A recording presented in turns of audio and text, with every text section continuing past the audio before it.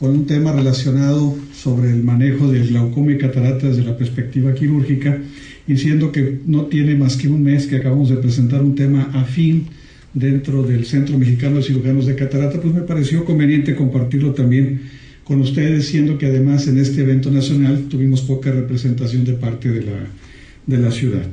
Es un tema importante donde tenemos que recordar algo relevante en el manejo del glaucoma, que ningún procedimiento para el control de glaucoma, sea este médico o quirúrgico, es para toda la vida. Y ahorita vamos a ver cómo la gran casuística internacional que se está publicando sobre bases sólidas como las bases Cochrane nos ayudan a identificar este concepto. En el caso, por ejemplo, de la ocurrencia del glaucoma y la catarata, esto se está volviendo más común, ya que tenemos un porcentaje de la población mundial que está entrando en la tercera edad en una mayor proporción, y la tendencia de esta asociación está incrementándose en todo el mundo. ¿Qué hacer entonces? Por ejemplo, cuando tenemos la coincidencia del evento con la cámara estrecha, ¿qué hacer con el control de la presión intraocular?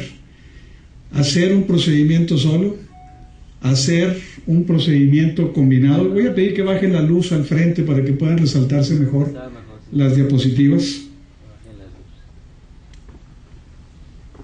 ¿Qué hacer o cuándo indicar en la coexistencia de las dos entidades? ¿Cuándo indicar solo la cirugía de catarata? ¿Cuándo indicar solo el procedimiento filtrante o cuándo indicar el procedimiento combinado? En las charlas de pasillo normalmente solemos decir cosas que no necesariamente son las que podemos aterrizar en el día a día con el manejo de los pacientes. Y frecuentemente decimos, no, glaucoma y catarata, procedimientos combinados. Eso no necesariamente es así, y la evidencia escrita publicada internacionalmente lo dice, y el propósito esta noche es precisamente revisarlo. Vamos a ver el primer desafío, la coexistencia de la catarata con el ángulo estrecho. ¿Qué es lo que todos sabemos? Todos sabemos que aquí está involucrado un bloqueo físico de la malla trabecular por el iris periférico. Eso todos lo entendemos, es algo que se enseña clásicamente en todos los programas de formación. Pero ¿qué es lo que ahora sabemos en base a estas publicaciones? A través de tecnologías diagnósticas como el ultrasonido, el OCT y otras tecnologías que están empezando a llegar a la ciudad, sofisticadas, que nos permiten estudiar los ángulos camerales desde un punto de vista real o virtual, hemos encontrado que no solamente participa la parte de bloqueo del iris periférico, sino que también participa el espesor del cristalino, un posicionamiento más anterior de este, un compromiso según cómo se encuentren los diámetros disponibles en el eje antero-posterior, sobre todo en la superficie más anterior del ojo. Y hoy sabemos que estos están involucrados de manera muy importante, sobre todo por el estudio que se ha hecho en personas asiáticas, pero estudios que se han hecho en Europa también lo están reproduciendo en poblaciones de naturaleza anglosajona.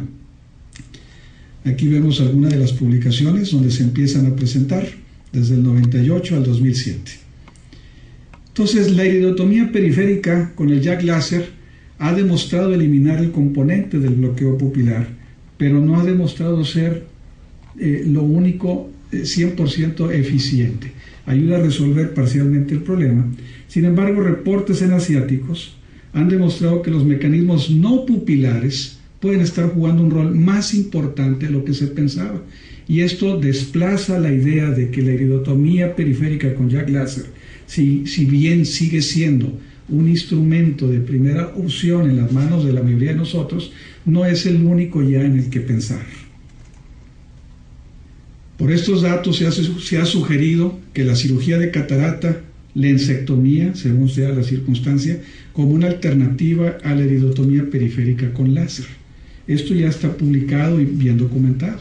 Inclusive hay un estudio en el Reino Unido que sugiere que la incidencia del glaucoma primario de ángulo cerrado se ha reducido debido a la tendencia del grupo de oftalmólogos en aquel lugar a, cuando existe la coexistencia con ángulo estrecho, proceder a lensectomías tempranas una vez iniciada el momento de la presbicia del paciente, con propósitos, me imagino, correctivos, refractivos y además preventivos de esta entidad.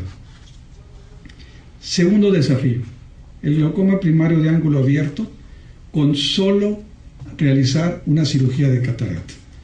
Cuando consideramos la opción de operar a un paciente con glaucoma que tiene catarata y solamente le vamos a realizar una cirugía de catarata como manejo, debemos de contestar estas preguntas. ¿Se encuentra la presión intraocular adecuadamente controlada? ¿Y cuáles son los riesgos-beneficios de la cirugía sola contra el procedimiento combinado? Esto es relevante porque ya mantener la presión intraocular controlada no es un asunto de opinión personal. Existen criterios sólidos a niveles nacionales e internacionales que dicen que es control de una presión intraocular. En una serie de estudios publicados en este gran estudio multicéntrico del AGIS, se encontraron dos factores importantes al respecto de presión intraocular controlada. La edad del paciente es un predictivo del progreso de la enfermedad, no solamente por la edad biológica del paciente, sino también por el tiempo de evolución de la enfermedad. Es decir, a mayor tiempo de evolución de la enfermedad, se espera que exista un mayor progreso de la misma. Hay además otro factor predictivo importante, la fluctuación de la presión intraocular. Se ha demostrado que hay un 30% de progresión por cada 5 años de tiempo de evolución. Y además hay 30% de progresión por cada milímetro de mercurio de fluctuación de la presión intraocular desde su media basal. Yo hice esta pregunta, sabemos más o menos cuál es la respuesta, pero quisiera hacerles la pregunta aquí en el foro. ¿Cuántos de ustedes realizan curvas de presión como parte de sus controles ordinarios de pacientes de glaucoma? ¿Podrían levantar la mano? Veo 4, 5, 6 manos. Muy bien. Creo que veo más manos que las que vi en el evento nacional. Y eso habla un poquito de manera importante del concepto que tenemos acerca del acercamiento al control de la presión intraocular. Y esto es muy relevante a la hora de tomar una decisión, si vamos a realizar el procedimiento combinado o si lo vamos a realizar el procedimiento de manera aislada. ¿Qué sabemos al respecto? Todos sabemos y nos han enseñado que la cirugía de catarata reduce la presión intraocular por sí misma. Pero no debemos de olvidar que a las 4 horas de realizada la cirugía de catarata vamos a tener picos hipertensores sobre los 30 milímetros de mercurio. Y eso no lo debemos de subestimar. Sin embargo, hay un margen bastante limitado en tiempo y cantidad de baja de la presión intraocular en pacientes bajo control medicamentoso exitoso. Es decir, los pacientes que no tienen glaucoma pueden tener bajas de la presión intraocular de hasta 3 o 5 milímetros de mercurio de la basal. Pero los pacientes que tienen glaucoma, la baja de esta presión intraocular documentada no supera 1 o 2 milímetros de mercurio. Y nosotros debemos de tomar en cuenta eso a la hora de decidir el procedimiento. ¿Cuáles serían algunas indicaciones para realizar una cirugía de catarata sola? Evidentemente por técnica de facomulsificación. Pues tener un glaucoma bien controlado. ¿Qué significa esto? Que el paciente tenga un uso confiable de la terapia médica. Que nosotros tengamos confianza de que el paciente realmente acude a sus controles, se realizan los procedimientos de estudios diagnósticos de seguimiento, está presente, no batalla, las presiones realmente las vamos registrando de una manera constante y consistente en la evolución del paciente. Que la presión intraocular meta esté 30% o más abajo del valor basal con la que iniciamos el tratamiento inicial. Y esto es muy importante, por eso es importante la curva de presión, sin picos tensionales demostrados.